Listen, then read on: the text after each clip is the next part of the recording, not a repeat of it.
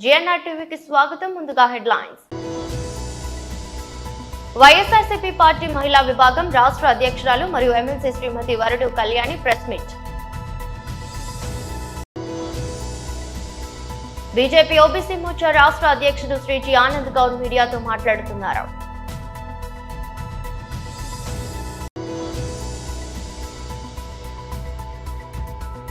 రానా దగ్గుబాటికి మరోసారి నోటీసులు జారీ చేసిన ఈడీ.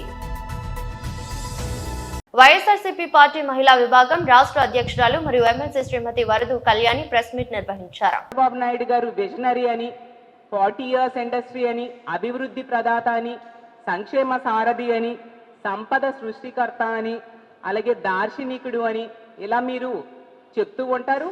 చంద్రబాబు నాయుడు గారే స్వయంగా నేనే సెల్ ఫోన్ కనిపెట్టాను, కంప్యూటర్ నేనే కనిపెట్టాను, హైదరాబాద్ నేనే కట్టానని చెప్తారు కదా. మరి చెప్పినప్పుడు ఇంత సంపద సృష్టించే కెపాసిటీ ఉన్న వ్యక్తి ఒక ఆడబిడ్డ నిధి ఇవ్వలేరా? ఆడబిడ్డ నిధికి సరిపోయిన నిధులు సమకూర్చలేరా అని నేను అడుగుతూ ఉన్నాను.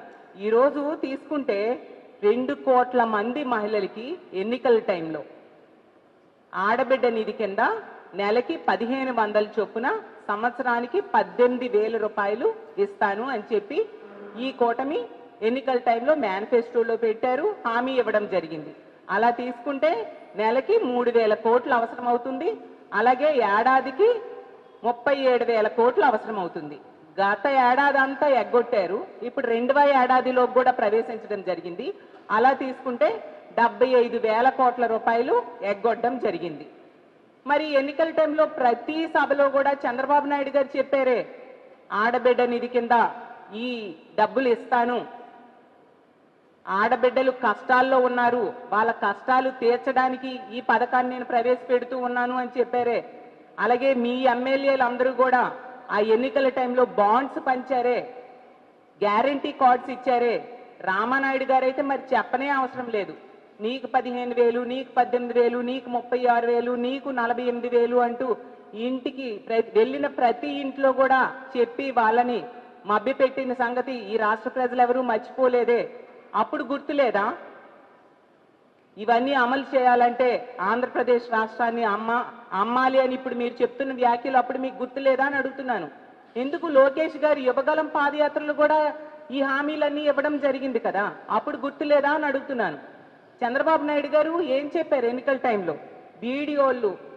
బీజేపీ ఓబీసీ మోర్చా రాష్ట్ర అధ్యక్షుడు శ్రీ జి ఆనంద్ గౌడ్ మీడియాతో మాట్లాడుతున్నారు. మీడియా మిత్రులకు అందరికీ నమస్కారం. ఈరోజు బీజేపీ ఓబీసీ మోర్చా టీం మన బీసీ కమిషన్ చైర్మన్ నిరంజన్ గారిని కలిసి ఒక వినతి పత్రం సమర్పించడమైంది. ఈ రాష్ట్రంలో గురుకులాల పరిస్థితిపై. ఎందుకంటే గత సంవత్సరం కూడా గురుకులాలలో ఫుడ్ పాయిజన్ వలన, అక్కడ సౌకర్యాలు లేకపోవడం వలన, పాములు, తేళ్ళు, విషపురుగులు కలవడం వలన దాదాపు వివిధ కారణాలతోని 100 మంది, కొందరు ఆత్మహత్య, కొందరు అక్కడ పరిస్థితులలో పాముల వలన చనిపోవడం జరిగింది. అయినా పోయిన సంవత్సరం కూడా మేము అనేక రకాలుగా ప్రభుత్వంపై ఒత్తిడి తెచ్చి కనీసం సౌకర్యాలు మెరుగుపరచాలని ఎన్నోసార్లు విన్నవించడం జరిగింది.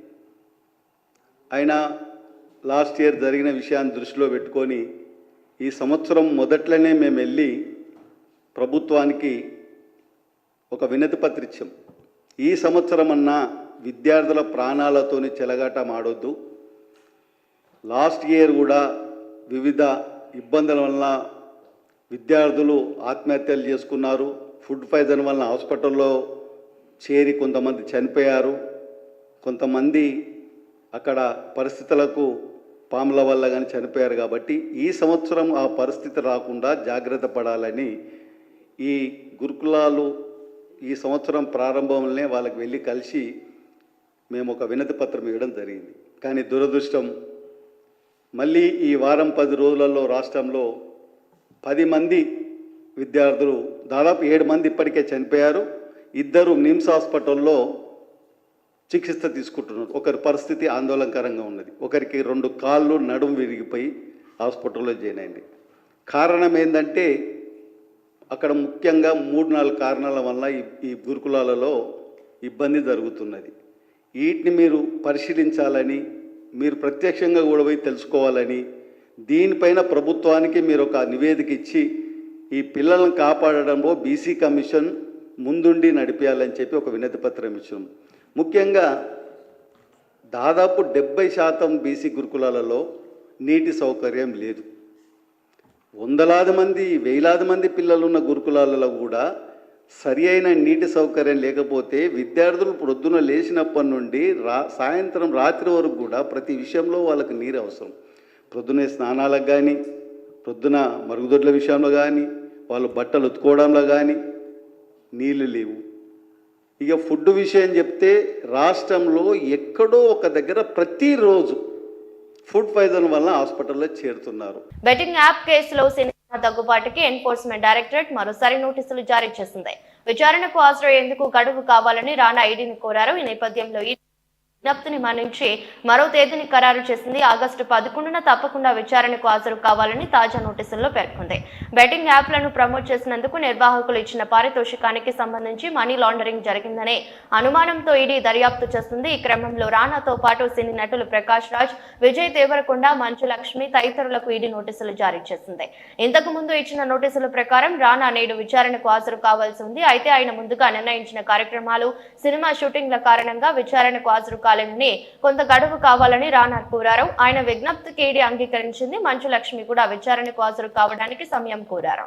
వరంగల్ నగర వ్యాప్తంగా గత 20 సంవత్సరాలుగా గుడిసెలలో నివసిస్తున్న పేద ప్రజలకు పట్టాలిచ్చి పక్కా గృహాలు కట్టిస్తామని ఇచ్చిన హామీలు రాష్ట్ర ప్రభుత్వం వెంటనే అమలు చేయాలని ఎంసీపీఐయు తెలంగాణ రాష్ట్ర కార్యదర్శి గాదగోని రవి డిమాండ్ చేశారు.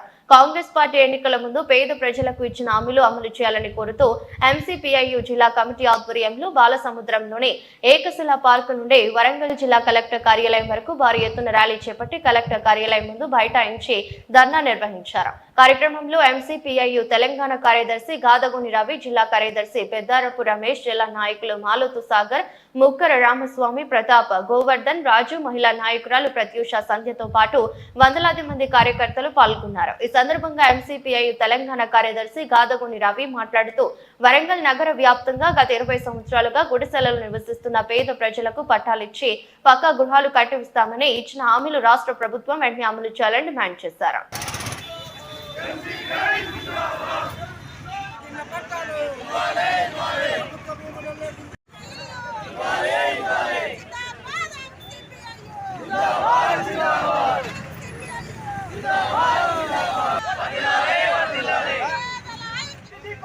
బతకడానికి కూడా, ఆ వెలుగులో ఉండడానికి కూడా ఈ గుట్టవాసులు నోచుకోలేదని చెప్పేసి అర్థం చేసుకోవచ్చు. మేము ఒకటే అడుగుతా ఉన్నాం. మేము గత 4 గుట్టవాసుల ఐక్యత జిందాబాద్, జిందాబాద్, ఎంసీపీఐ జిందాబాద్, జిందాబాద్. అన్ని ప్రాంతాల నుండి గుట్టవాసులు కనిపిస్తా ఉంది. ఆ ఉచిత కరెంటు కింద గుడిసెవాసులు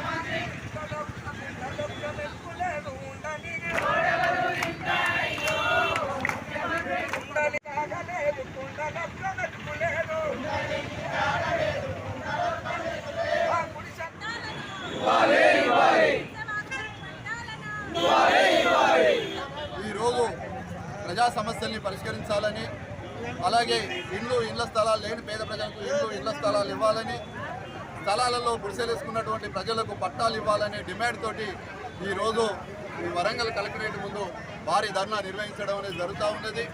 కేంద్ర ప్రభుత్వం కానీ రాష్ట్ర ప్రభుత్వం కానీ స్పష్టంగా చెప్తా ఉన్నాయి, ఈ దేశాన్ని, ఈ రాష్ట్రాన్ని మేము బాగా అభివృద్ధి చేస్తున్నాం, ప్రపంచంలోనే 4వ దేశంగా అభివృద్ధి చెందిన దేశం భారతదేశం అని చెప్పి బాగా ఊదుతూ ఉన్నారు. కానీ ఈరోజు వందలాది మందిగా కదిలి వచ్చినటువంటి పేద ప్రజలను చూస్తే అర్థమవుతా ఉంది, ఇప్పటికీ నిల్వ నీడలేనటువంటి పేద ప్రజలు లక్షలాది మంది భారతదేశంలో ఉన్నారు. అందులో వరంగల్ జిల్లాలో ఇంటి స్థలాలు లేక, స్థలాలు ఉంటే పట్టాలు లేక, పట్టాలు ఇచ్చినా కూడా కనీస సౌకర్యాలు లేక ఈరోజు మురికి కూపాలలో బ్రతుకుతున్నటువంటి పేద ప్రజల సంఖ్య లక్షల్లో కనబడతా ఉన్నది. ప్రభుత్వం ఈ రకమైనటువంటి పేద ప్రజలకు పట్టాలు ఇచ్చి వాళ్ళని ఆదుకోవాల్సినటువంటి ప్రభుత్వం పేద ప్రజల వైపున ఆలోచించకుండా, కానీ రియల్ ఎస్టేట్ మాఫియా వాళ్ళు ప్రభుత్వ భూములను, వందలాది ఎకరాల భూములను ఆక్రమించుకొని దర్జాగా ఎలాంటి హక్కు పత్రాలు లేకుండా వాళ్ళు రియల్ ఎస్టేట్ వ్యాపారం చేస్తూ ఉంటే ఈ ప్రభుత్వం మాత్రం చోద్యం చేస్తూ ఉన్నది. కానీ పేద ప్రజలను ఆ ప్రభుత్వ భూముల నుంచి ఏ రకంగా బేదాఖలు చేయాలి, వాళ్ళని ఏ రకంగా తరిమి వేయాలనేటువంటి కుట్రలు చేస్తూ అనేక ప్రాంతాల్లో వాళ్ళను భయానకమైనటువంటి పరిస్థితికి నెట్టివేస్తూ ఉన్నది. కాబట్టి ఈ ధర్నా ద్వారా కలెక్టర్ గారి ద్వారా ఈ రాష్ట్ర ప్రభుత్వానికి విజ్ఞప్తి చేస్తూ ఉన్నాం. అయ్యా రేవంత్ రెడ్డి గారు, మీరు కనుక అధికారంలోకి వస్తే 60 గజాలు ఉన్నటువంటి వాళ్ళకు పట్టాలు ఇస్తామన్నాం.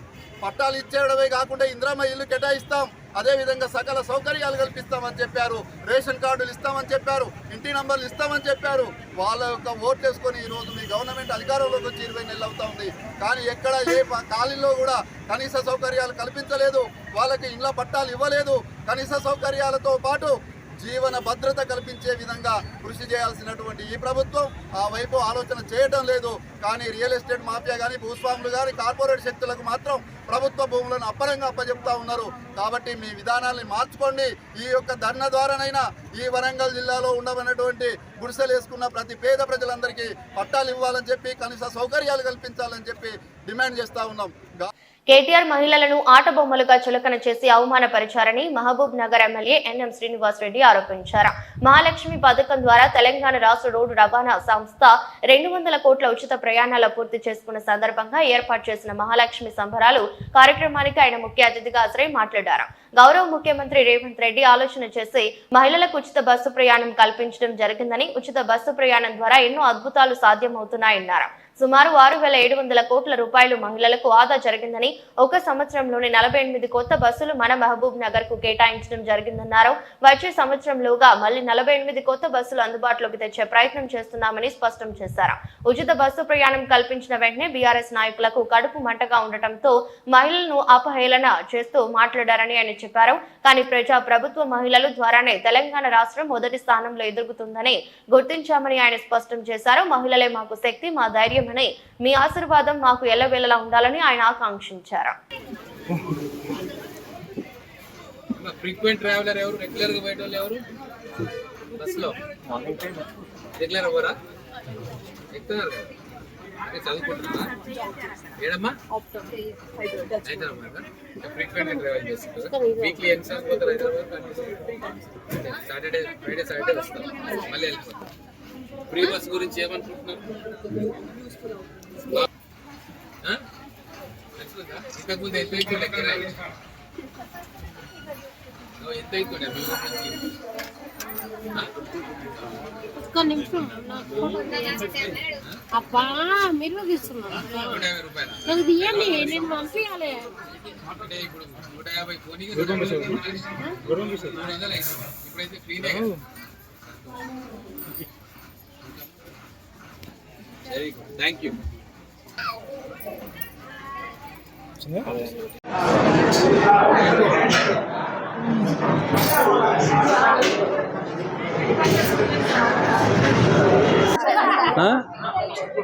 యాదగిరిగుట్ట పోయిర్రా? పోండి, మన గ్రూప్ వేసుకొని పోండి మంచిగా. ఆ రోజు వస్తేగా మళ్ళీ ఎవరు ఫాలో అప్ చేయలేదమ్మా, చేయాలి. నాకు గుర్తు చేస్తా ఉంటే పని అవుతా ఉంది. సరే సరే బాబు.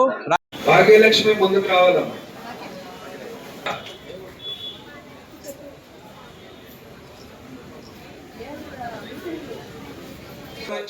తర్వాత అందరూ ప్రబలిక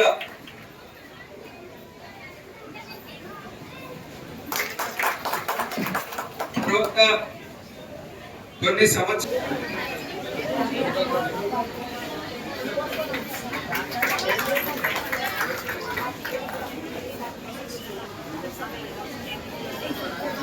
తర్వాత గవర్నమెంట్ స్కూల్ టీచర్ రమాదేవి గారు కూడా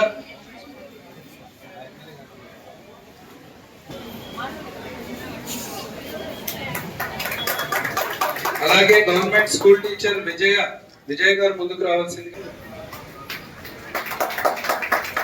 తర్వాత వీరు కూరగాయ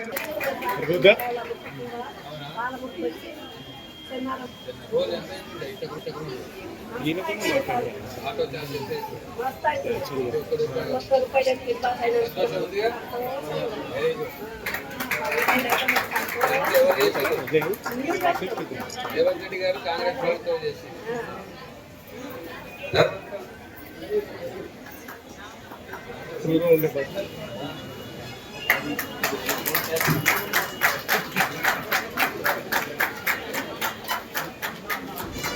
ఇక్కడ చూడండి మేడం మేడం ఒక నిమిషం.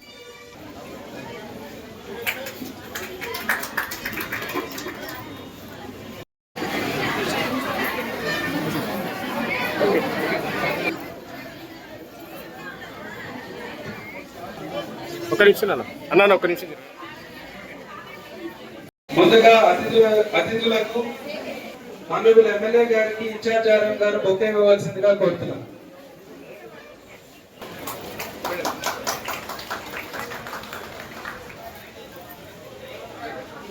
మార్కెట్ కమిటీ చైర్మన్ గారికి, డిసిసి జనరల్ సెక్రటరీ గారికి, ఎంఎఫ్ మహబూబ్నార్ గారు బొకే ఇవ్వవలసిందిగా.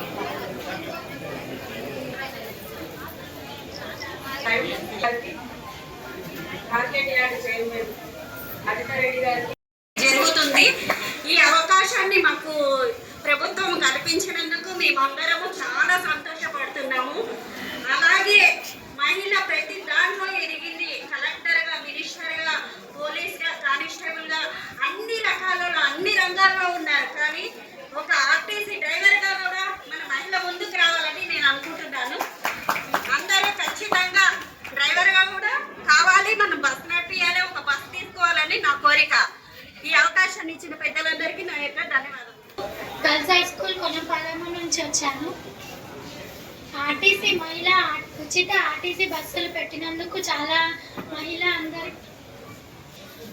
ఆర్టీసీ బస్సులు పెట్టడం వల్ల ఉద్యోగాలు చేసే ఉపాధ్యాయులకు, విద్యార్థులకు కూడా చాలా ఉపయోగంగా ఉంది. ధరించిన పెద్దవాళ్ళకందరికీ నమస్కారం. మేము కొన్నపాలెం స్కూల్ నుంచి వస్తున్నాము. నా పేరు భాగ్యలక్ష్మి. ఈ మహిళా ఉచిత ఆర్టీసీ బస్సులు పెట్టినందుకు మహిళలకందరికీ చాలా లాభంగా అవసరంగా ఉంది. పేదవాళ్ళకి, కూలి పని కష్టపడి కూలి పని చేసే వాళ్ళకి కూడా చాలా లాభంగా ఉంది. డబ్బు కూడా చాలా పొదుపు అవుతుంది. Thank you. మహాలక్ష్మి పథకంలో భాగంగా మహిళలకు ఆర్టీసీలో ఉచిత ప్రయాణం అనే పథకం ప్రవేశపెట్టినాం. మా ప్రభుత్వం ఏర్పడిన 3-4 రోజుల్లోనే ఆ పథకాన్ని ఇంప్లిమెంట్ చేసుకున్నాం. ఈరోజు 16 నెలలు పూర్తి చేసుకున్న సందర్భంలో 200 కోట్ల ప్రయాణాలు మా మహిళలు చేసింది. దాదాపుగా 6,800 కోట్ల రూపాయలు మా మహిళలు ఆదా చేసుకున్నారు.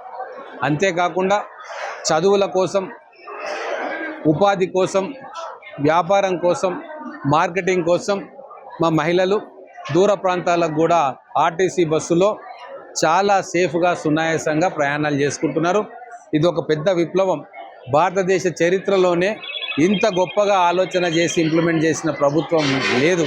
ఇది మా గౌరవ ముఖ్యమంత్రి రేవంత్ రెడ్డి గారికి, మా రవాణా శాఖ మంత్రి పొన్నం ప్రభాకర్ గారికి, మా కాంగ్రెస్ ప్రభుత్వానికే చెల్లింది. ఆర్టీసీ సిబ్బంది కూడా ప్రభుత్వం అమలు చేస్తున్న ఈ పథకాన్ని దిగ్విజయంగా అమలు చేయడానికి వాళ్ళు కూడా శాయశక్తులా కృషి చేసిండ్రు. మొదలు కొన్ని ఇబ్బందులు ఎదురైనా, రద్దీ విషయంలో కొద్దిగా విమర్శలు వచ్చినా వాటన్నిటినీ కూడా మెల్లమెల్లగా అధిగమిస్తూ ఈరోజు చాలా సాఫీగా మా పథకం అమలయ్యేలాగా ఆర్టీసీ సిబ్బంది శ్రమపడతా ఉన్నారు. ఆక్యుపెన్సీ విమెన్ది, మహిళల ఆక్యుపెన్సీ 40% నుంచి ఈరోజు 60-65% దాకా వెళ్ళింది. చాలా సంతోషం ఇస్తూ ఉంది. కొన్ని కోట్ల మంది మహిళల జీవితాలను బాగు చేయడానికి మా ఈ చిన్న స్కీమ్ ఉపయోగపడుతుంది. ఖచ్చితంగా మాది మహిళా ప్రభుత్వం. మహిళల అభివృద్ధి కోసం, వాళ్ళ అభ్యున్నతి కోసం ఇంకా అనేక పథకాలు వాళ్ళ కోసం ప్రవేశపెట్టబోతా ఉన్నాం. ఇందిరమ్మ ఇండ్లు కూడా మహిళల పేరు మీద పట్టాలు ఇస్తూ ఉన్నాం. వాళ్ళకు ఆర్టీసీ బస్సులను ఇస్తూ ఉన్నాం. పెట్రోల్ బంకులు పెట్టిస్తూ ఉన్నాం. క్యాంటీన్లు ఏర్పాటు చేస్తూ ఉన్నాం. మహిళ ఇంటి నుంచి బయటికి వచ్చి ఉత్పాదక రంగంలో వారు భాగస్వాములు కావాలన్న మా ముఖ్యమంత్రి గారి మా ఆలోచనకు ప్రతిరూపంగా ఈరోజు వాళ్ళు కూడా ఆ ఛాలెంజ్ని స్వీకరించి బయటికి వస్తూ ఉన్నారు. మన తెలంగాణ ఎకానమీని ముందు వరుసలో నిలిపేందుకు జనాభాలో సగభాగమైన మహిళలు వాళ్ళ వంతు కృషి వాళ్ళు చేస్తూ ఉన్నారు. అందుకు వాళ్ళందరినీ కూడా హృదయపూర్వకంగా అభినందిస్తూ ఉన్నా. Welcome back. వార్తలు ముగించే ముందు మరోసారి హెడ్లైన్స్. వైఎస్ఆర్సీపీ పార్టీ మహిళా విభాగం రాష్ట్ర అధ్యక్షురాలు మరియు MLC Shrimati Varadu Kalyani press meet. BJP OBC Morcha రాష్ట్ర అధ్యక్షుడు శ్రీ జి ఆనంద్ గౌడ్ మీడియాతో మాట్లాడుతున్నారు.